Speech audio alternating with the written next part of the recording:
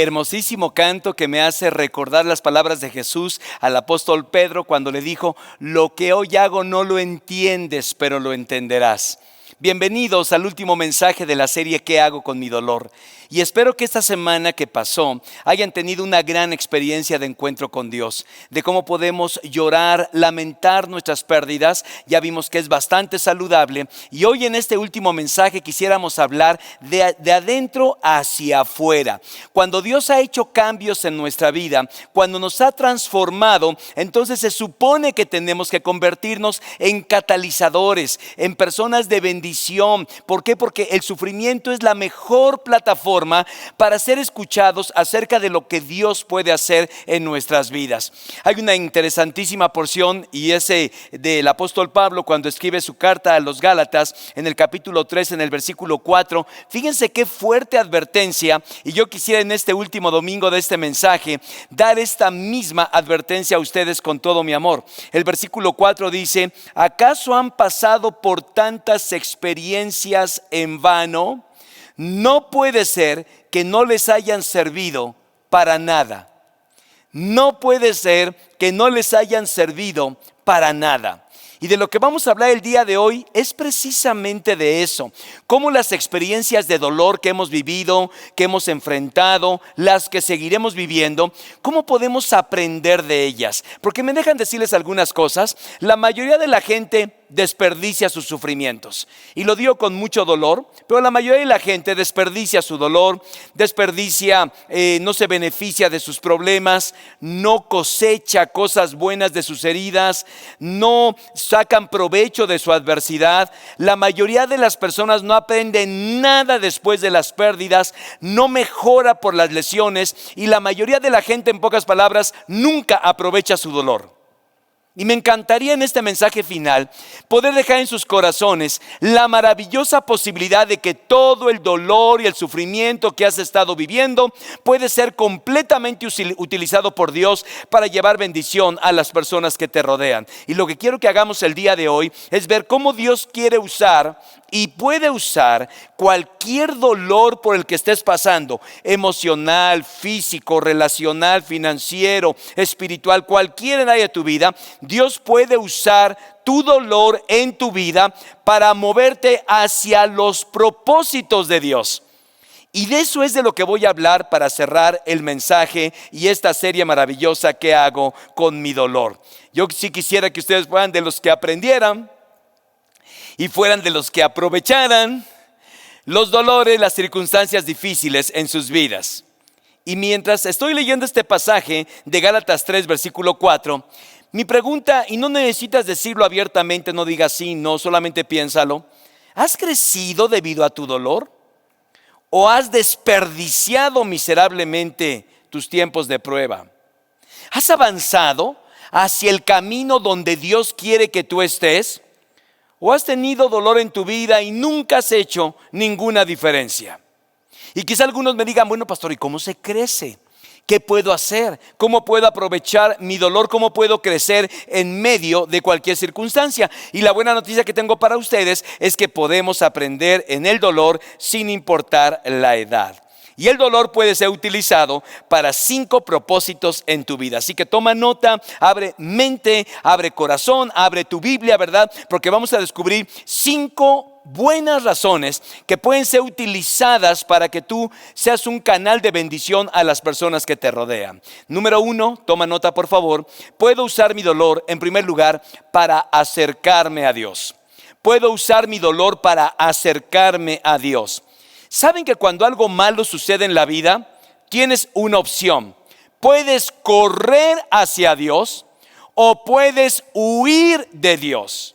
En un momento difícil, corres hacia Dios y buscas su ayuda, o corres y huyes de Dios y no quieres relacionarte con Él.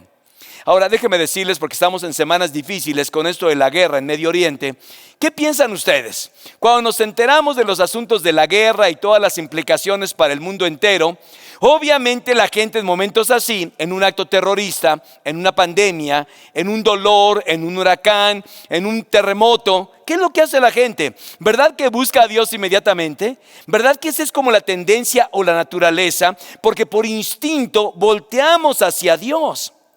Pero mi pregunta es, ¿cómo te acercas a Dios en tu dolor?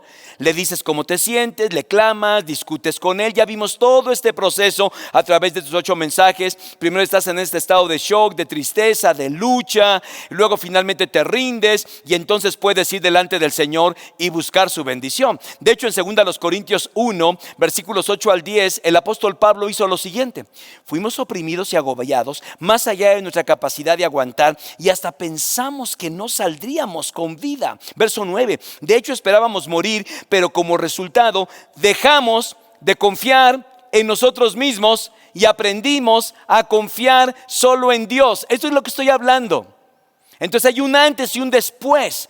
Como resultado de todos estos problemas que tuvo Pablo, dice, dejamos de confiar en nosotros mismos y aprendimos a confiar solo en Dios, quien resucita a los muertos. Efectivamente, Él nos rescató del peligro mortal y volverá a hacerlo de nuevo. Hemos depositado nuestra confianza en Dios y Él seguirá rescatándonos. Y quiero que subrayes por favor esa parte que dice ahí, hemos depositado nuestra confianza en Dios. Esta es una buena acción. Esta es una buena lección de la vida. ¿Por qué? Porque cuando las cosas fueron complicadas, sencillamente que estaban desalentados, derrotados, estaban casi muertos, pero eso fue bueno. ¿Por qué? Porque en lugar de que esto los alejara de Dios, como en el caso de muchas personas, en el caso del apóstol Pablo y sus ayudantes, los acercaron más a Dios. Y mi pregunta, ¿está sucediendo esto en tu vida? ¿Verdaderamente estás permitiendo acercarte más a Dios? Yo te pregunto, ¿cuánta gente que conoces ha venido a Cristo debido al dolor? Un divorcio, un desastre, una enfermedad, una dificultad, una desilusión, ¿verdad? Y entonces creo que tú y yo podemos ver cuántos de nosotros estamos aquí hoy en día como resultado de un gran dolor que experimentamos. Podemos decir, como decía el apóstol Pablo a la iglesia de Corinto en 2 Corintios 7:9, me alegro no por la tristeza que les causó, sino porque esa tristeza los hizo volverse a Dios. El apóstol Pablo no está diciendo, no, estoy carcajeado de la vida por todos los sufrimientos que han tenido. No. Él está diciendo, ¿saben por qué me alegro? No por la complicación, no por lo que vivieron, sino porque finalmente esto ayudó a que se acercaran más a Dios. Y ese es el primer propósito. Tú puedes permitir que el dolor te acerque más a Dios. Segundo propósito, puedo usar mi dolor para acercarme más a los demás. Para acercarme a los demás. Este es el propósito de la comunión. Y sin lugar a dudas, cuando pasamos por momentos difíciles, se profundiza nuestro amor por las personas que pasan por las mismas circunstancias. En pocas palabras, tu amor por otras personas, madurarás en esta clase de amor. El sufrimiento nos va a hacer más sensibles, el sufrimiento nos va a profundizar, el sufrimiento finalmente nos va a transformar. De verdad, yo he visto aquí en esta iglesia cómo hombres tercos, egocéntricos, egoístas y duros se convierten en personas amorosas.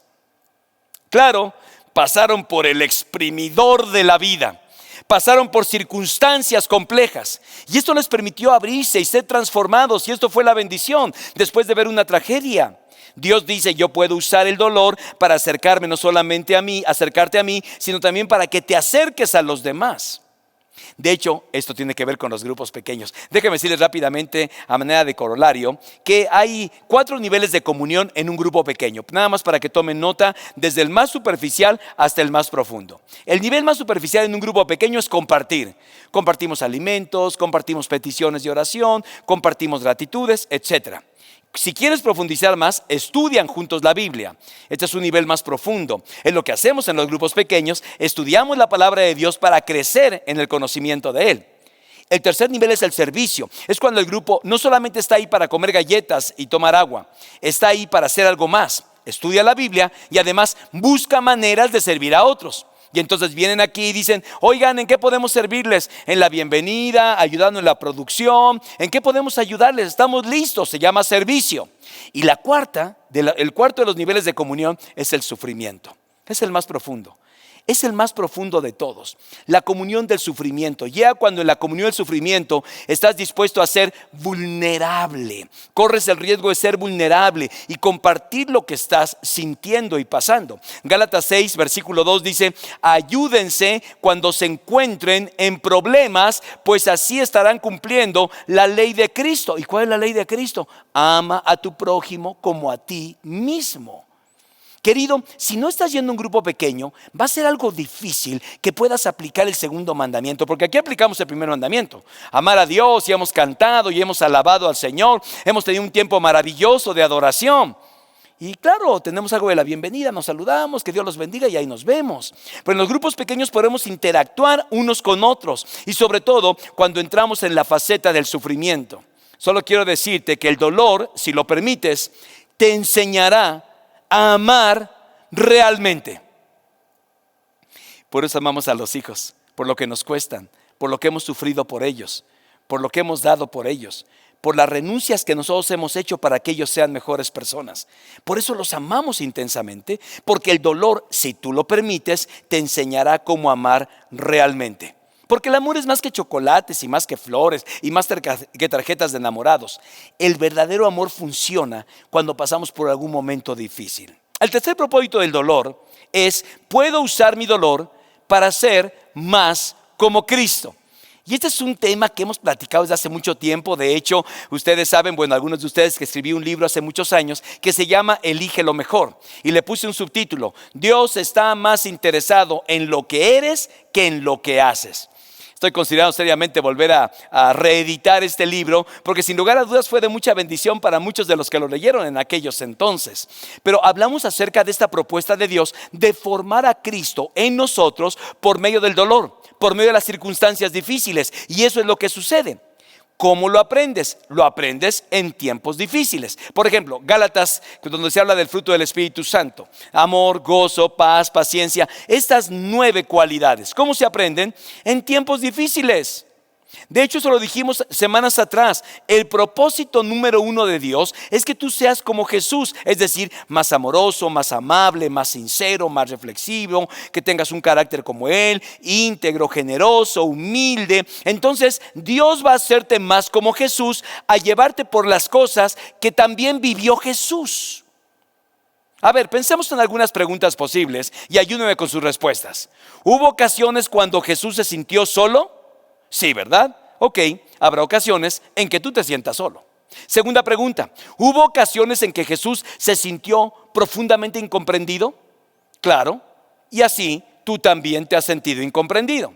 ¿Hubo ocasiones cuando Jesús fue criticado, difamado y juzgado? Pues lo mismo va a pasar contigo. Hubo ocasiones cuando Jesús estaba tan cansado y fatigado que pensó o sintió que no podría continuar más. Así es, lo mismo va a pasar contigo. ¿Hubo ocasiones en que Jesús fue tentado? Sí, ¿verdad? Pues lo mismo va a pasar contigo.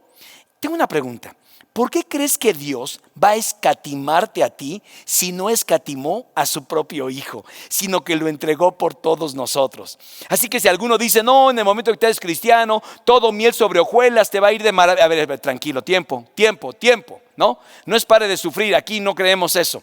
Aquí lo que creemos es que Dios usa el sufrimiento para provocar procesos de transformación que no lo haríamos en las cimas de la vida.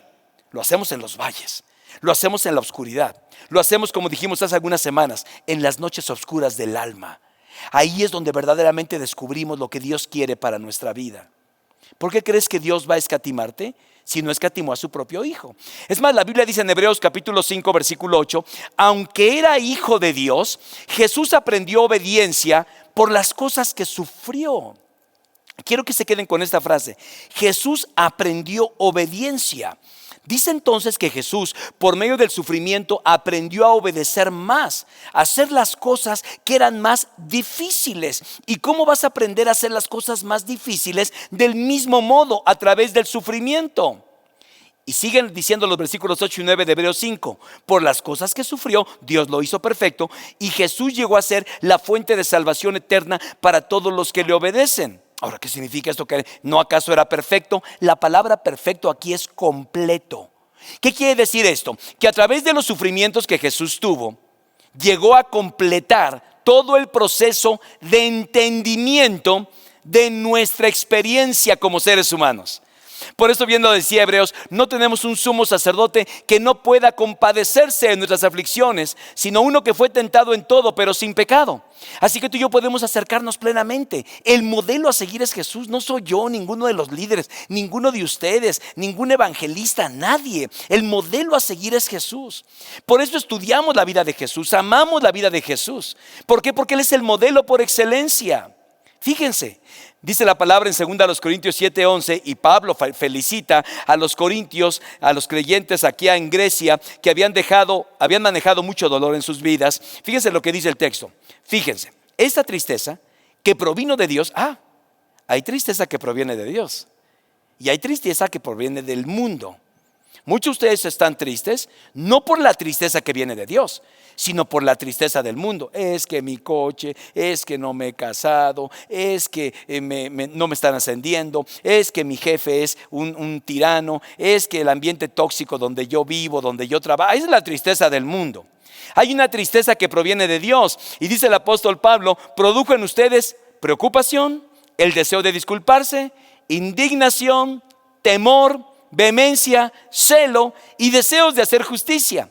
Pablo dice que estas personas que atravesaron por el exprimidor de Dios, su vida fue un infierno en la tierra, habían pasado por una persecución increíble, un increíble dolor, un increíble sufrimiento, y produjo, vamos a decir, el jugo del exprimimiento, de haber sido exprimidos. Fueron 7 cosas que ellos aprendieron. Vamos a verlas una vez más. Están más vivos, se preocupan más por los demás, son más sensibles, son más relevantes, son más humanos, más apasionados y más responsables. Por favor, enumera las 7 cosas. ¿No te gustaría en realidad tenerlas en tu vida? ¿No te gustaría estar más vivo, ser más compasivo, más apasionado, más sensible, más responsable? Entonces, ¿qué va a hacer Dios? No te va a dar una cátedra, querido. Te va a meter por el exprimidor de la prueba, como lo hemos aprendido en toda esta serie. Ahora, el hecho es que el dolor nos transforma. El dolor nunca nos deja en el mismo lugar de donde nos sorprendió. Escucha esto. El dolor nunca nos deja en el mismo lugar de donde nos tomó. Nos va a dejar en otro lugar, se los puedo asegurar. O el dolor te deja en un lugar más incómodo, cínico, incomprendido, convirtiéndote en la peor versión de Dios, o te lleva a lugares de redención y transformación para ser un canal de bendición a otras personas. Es como funciona. El dolor nunca te deja en el mismo lugar, siempre te va a llevar a otro. Y escúchame atentamente. Estoy hablando de resistencia, de resiliencia. Hablemos un poquito acerca de ello antes de pasar al siguiente punto. El secreto de todo ganador en los negocios, en el deporte, en el amor, en las relaciones, financieramente, es la palabra resistencia. ¿Por qué? Porque la resistencia es la habilidad de mantenerse. ¿Cuál es la diferencia? A ver, todos los que estamos aquí, todos, absolutamente, desde aquí hasta allá, pasando por todas las personas que están viendo a través de alguna plataforma, todos absolutamente hemos pasado por dificultades, todos hemos pasado por tiempos difíciles, todos hemos tenido fallas, todo el mundo hemos tenido fracasos, vamos por la vida no con un éxito ininterrumpido, nadie pasa por la vida con problemas. La diferencia entre un ganador y un perdedor es la resistencia. Y es de lo que he estado hablando estas 8 semanas. Eso va a ser la diferencia. No estoy dando un antídoto para el sufrimiento. Lo que estoy diciendo es que estos elementos te van a ayudar para convertirte en una persona más resistente.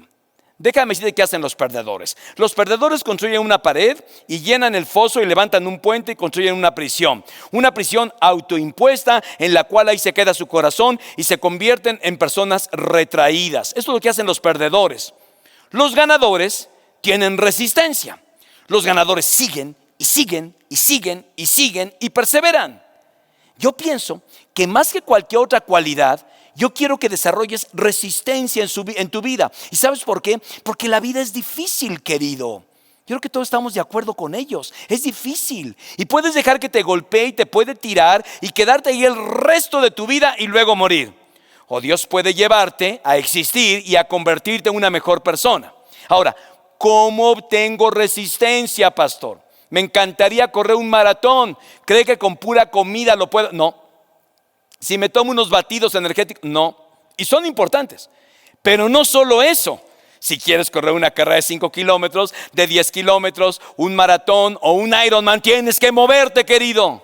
Lo mismo es con la resistencia. Entonces la pregunta es, ¿qué debo hacer? Sencillamente haz lo que hizo el apóstol Pablo. Hay varios pasajes que aparecen en su bosquejo y también van a estar aquí en la pantalla. Uno de ellos, 2 Corintios 11, 23 al 28. Leámoslos. Me han encarcelado más seguido. Fui azotado innumerables veces y enfrenté la muerte en repetidas ocasiones. En 5 ocasiones distintas, los líderes judíos me dieron 39 latigazos.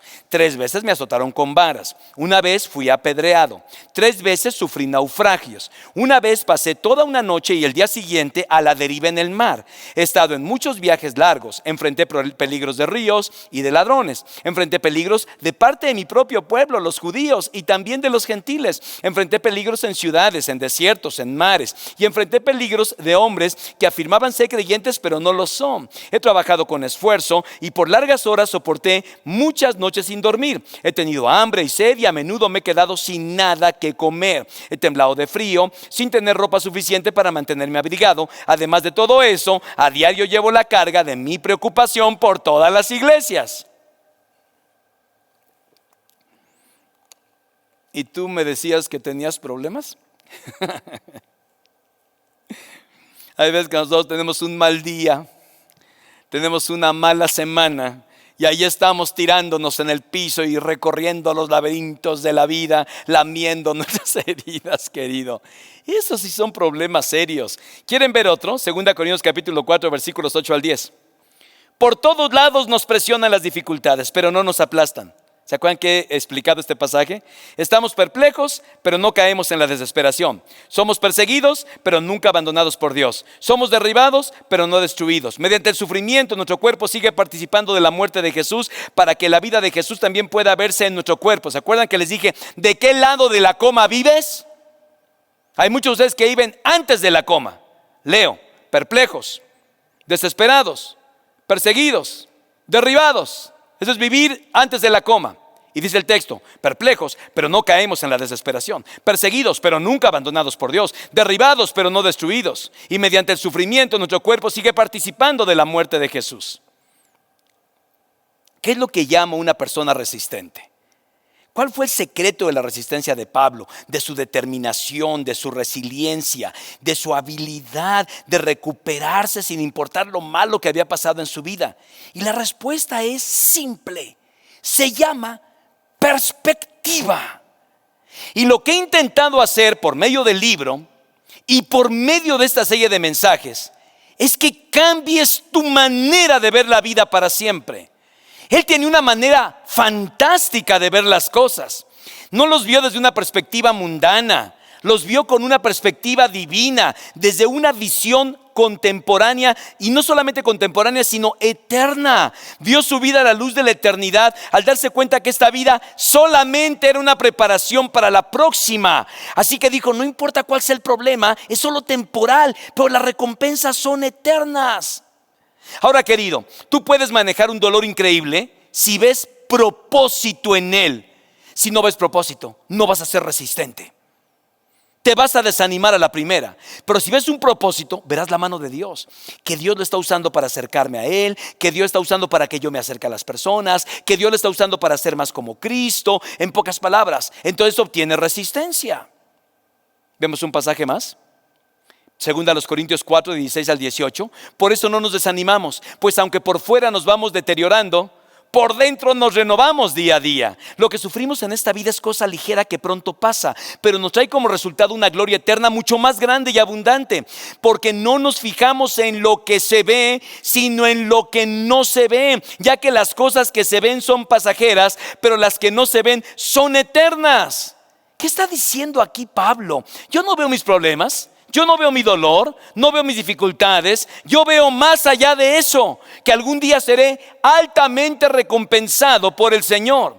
Y no sé lo que te tiene desalentado en este día. Puede ser un problema físico o financiero o relacional. Pero déjame decirte, ¿de qué manera lo estás viendo? Yo llamo a esto la prueba de cuánto. Señor, ¿cuánto tiempo voy a permitir con esto? No ves el final del problema, no ves el final del dolor, en el horizonte no se ve ninguna solución, estás en el túnel y no puedes ver la luz, estás desanimado. Entonces Dios dice, si quiero puedo hacerte que te parezcas más a Jesucristo y voy a hacerte que por medio de este dolor crezcas en carácter, y este es el mejor camino, porque Jesús aprendió obediencia por medio del sufrimiento. Número 4. La cuarta razón del sufrimiento y el propósito del sufrimiento es que puedes usar tu dolor para ayudar a otros.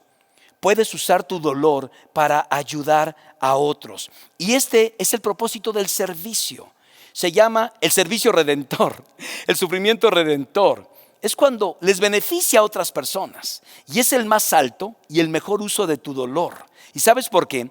Porque vas a estar sufriendo porque vivimos en un mundo roto, y en este mundo todos tenemos dolor. Nadie está libre de una vida de dolor.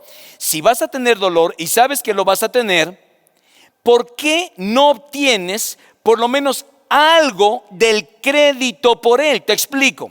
Recibes crédito por tu dolor cuando lo usas para ayudar a otras personas que están en la misma clase de dolor. Es la mejor manera y la mejor ventaja cuando ayudas a otros en medio del dolor, porque tú entiendes las circunstancias perfectamente. Volvemos otra vez a la pluma del apóstol Pablo, segunda a los Corintios, capítulo 1, y dice: Él nos consuela en todas nuestras dificultades. ¿Para qué? Para que nosotros podamos consolar a otros. ¿Captamos el tema? Cuando otros pasan por dificultades, ¿qué dice ahí?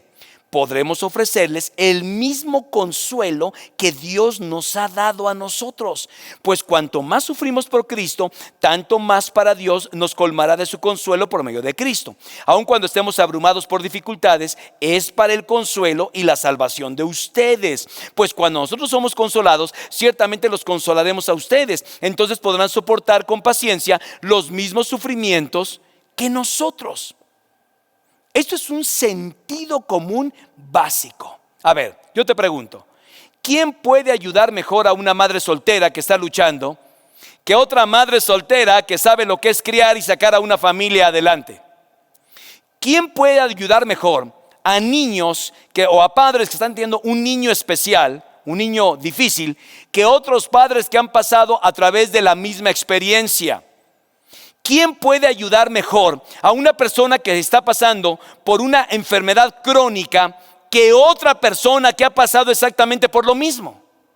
Además, déjeme decirle, ustedes saben la historia. Nuestra iglesia tiene un ministerio de amiguitos especiales, está en stand-by hoy en día. Y yo espero que pronto podamos recuperar ese ministerio. Pero ¿saben cómo lo empezamos? Y tuvimos más de 30 años ese ministerio, sencillamente por la mamá de una niña especial que tenía síndrome de Down. Vino conmigo, yo ni había pensado en ellos y yo ya le pedí perdón 10,000 veces al Señor por ello, y no teníamos ni siquiera un espacio para ellos en la iglesia. Así que empezamos a abrir el espacio y los llamamos amiguitos especiales. Pero ¿quién fue quien? ¿Ustedes piensan que a mí se me ocurrió? ¿No? ¿A ninguno de ustedes? Claro que no. ¿A quién se le ocurrió? A una persona que estaba pasando por la misma necesidad. Entonces, si estás pasando por alguna necesidad, te has puesto en lugar de pensar que estás ahí lamiéndote, ay pobrecito de mí, cómo sufro, puedas salir empoderado por la gracia del Señor y ver cómo puedes ayudar a alguien más porque le entiendes, porque está viviendo tu mismo dolor. De eso se trata. Puedes ayudar a otros. No desperdicies tu herida. No escondas tu dolor. Permite que Dios lo sane y permite que Dios lo recicle y que Dios lo use para que Dios bendiga a otras personas. Por favor, como tu pastor que te ama, no desperdicies ningún dolor en tu vida. Y eso me lleva a la quinta y última cosa con la que quiero cerrar el mensaje y también esta serie. Número 5, puedo usar mi dolor para dar testimonio al mundo. Puedo usar mi dolor para dar testimonio al mundo. Ahora déjame decirte, cuando hablas de evangelizar, hay dos personas que siempre se ponen nerviosas a la hora de evangelizar. ¿Saben quiénes son? El que evangeliza y al que tratas de evangelizar. Lo que no saben es que están igual de nerviosos los dos. Pero hoy quiero quitar ese problema de tu corazón. Quiero, por favor, decirte que veas la manera de dar testimonio de una manera como quizá nunca lo habías visto. Porque la forma más alta de dar testimonio es por medio de tu dolor. Tú puedes ayudar a otros en la manera como tú trates con el dolor en tu vida. Yo creo que todos tenemos un error de percepción. Les explico por qué. Creemos que el mundo está impresionado por nuestra prosperidad. Creemos que el mundo está impresionado por la manera como manejamos el éxito en la vida. ¿Por qué? Porque es lo que queremos mostrar. Pero eso no impresiona. Más bien el mundo está impresionado en cómo manejamos la adversidad. No la prosperidad, sino la adversidad. Muchos creemos que nuestros éxitos nos dan credibilidad, pero no. Lo que te hace creíble es el sufrimiento, es la adversidad, es el dolor. Cuando la gente te observa cómo estás sufriendo, cómo estás tratando este asunto con este hijo complicado, cómo estás manejando este debacle económico, cómo estás manejando esta enfermedad que acaba de ser declarada por el médico, cómo lo estás manejando, la gente te observa. La gente nos observa. Porque no es la prosperidad, sino la adversidad. Porque Dios dice, lo que en realidad gana respeto es la fidelidad en los tiempos difíciles. Lo que estoy diciendo es que tus debilidades en realidad van a ganar más audiencia que tus fortalezas. Quizás nunca lo habías visto. Es lo contrario a todo lo que el mundo y la cultura te ha enseñado. Tú piensas, tengo que tener éxito para que entonces sea conocido como un cristiano, ¿verdad? Tengo que ser rico para ser escuchado como un cristiano. Tengo que ser famoso. No, nada de eso. Tú tienes que ser auténtico en el dolor nada más. Y cuando eres auténtico, tendrás más gente escuchándote de lo que puedas imaginar. ¿Por qué? Porque cuando empezamos a compartir nuestro dolor, entonces empieza a haber personas que quieren saber cómo le hiciste. A ver, cuéntame, por favor, porque has tenido una vida muy complicada. Tienes un marido que es un cabeza dura y sigues con él. A ver, dime cómo le estás haciendo. Tuviste hijos que te dieron dolores de cabeza y te sacaron muchas canas. Y tú sigues confiando y ¿Qué estás tomando? ¿Sí? Siempre he dicho, el dolor y el sufrimiento generan la mejor plataforma para ser escuchado. Si quieres que la gente te escuche, no es el dolor, es la manera como manejas el dolor. Escúchame bien. Si eres una persona que viene el dolor y te quejas, estás amargado, pobrecito de mí, todo me sale mal, ha sido mi vida un asco, ¿quién te va a escuchar? Bueno, ni yo quiero escucharte. Nadie quiere escuchar a una persona así. Queremos escuchar a una persona que ha pasado por momentos difíciles, que ha pasado por momentos complejos y que se mantiene firme y fiel y que sigue siendo bendición para otras personas. Otra vez regreso al apóstol Pablo, que era un profesional en esto, y él está difundiendo la buena noticia. Y cuando vas a la palabra en Filipenses capítulo 1, verso 12, dice, quiero que sepan que todo lo que me ha sucedido, y ya leímos qué es lo que le había sucedido. No lo voy a volver a leer porque ya no tengo tiempo. Pero ya vimos todo lo que le ha sucedido. Y él dice, quiero que sepan que todo lo que me ha sucedido, los naufragios, los latigazos, no tener alimento, el hambre, los golpes con varas, todo eso en este lugar ha servido para difundir la buena noticia. ¡Wow! Es bastante asombroso, ¿no? Todo lo que sucedió, Dios quiere usar tu dolor como un modelo de un mensaje para una plataforma de vida. Dios dice que la cosa de la que más te arrepientes, la que más odias, la que más desprecias, la que deseas que nunca hubiera sucedido en tu vida, son las cosas más dolorosas. Y Él dice, yo quiero usar exactamente eso en tu vida para tocar a las personas que están viviendo por la misma circunstancia. Pero eso sí, querido, tienes que ser suficientemente honesto contigo y honesto con Dios y haber pasado por este proceso de dolor y haberlo transformado. Y entonces el apóstol Pablo termina diciendo, en todo lo que hacemos, 2 Corintios 6:4, demostraremos que somos servidores de Dios y todo lo soportamos con paciencia. Tu mensaje de vida más profundo saldrá de tu dolor más profundo. Hemos pasado 8 domingos hablando del sufrimiento. Yo espero que toda esta serie de mensajes, la propia lectura del libro, te haya dado respuestas a qué hacer con el dolor. Pero la decisión finalmente es tuya. Tú puedes agarrar toda esta información y botarla por un tubo y decir, esto no es para mí, ¿verdad? a lo mejor y mejor con un psicólogo, algún psiquiatra que te medique para ello, o tomarte de la fuente inagotable de los tiempos, que es nuestro Dios. Y yo quiero como iglesia que aprendamos y que vayamos a un nivel superior, aun cuando las cosas se pongan difíciles, que aprendan qué hacer, que aprendan cómo enfrentarlo, estoicamente, con gozo, con expectativa, con una dimensión diferente, con una perspectiva completamente diferente. Ya sabemos qué hacer, ya sabemos qué hacer con el dolor. Ahora mi oración es que todos lo hagamos. Y cuando lo hacemos, toda la honra, la gloria y la alabanza serán para nuestro Dios. Yo quiero terminar este mensaje y esta serie orando por toda la iglesia. Voy a pedir que se pongan de pie. Los que están en casa, si lo quieren hacer también, pueden ponerse de pie, porque ese es un día para celebrar la fidelidad de Dios. Es un día para agradecerle lo que nos ha dado por medio de todo este entendimiento. Y después vamos a cantar un canto de alabanza, de reconocimiento de que Él es el Dios poderoso, Él es el Dios eterno, que toda la gloria es para Él, porque aún en el dolor podemos alabarle y decirle: Señor, gracias, porque tus planes son de bien y no de mal. Oremos. Señor, hemos pasado 8 semanas hablando de un gran tema.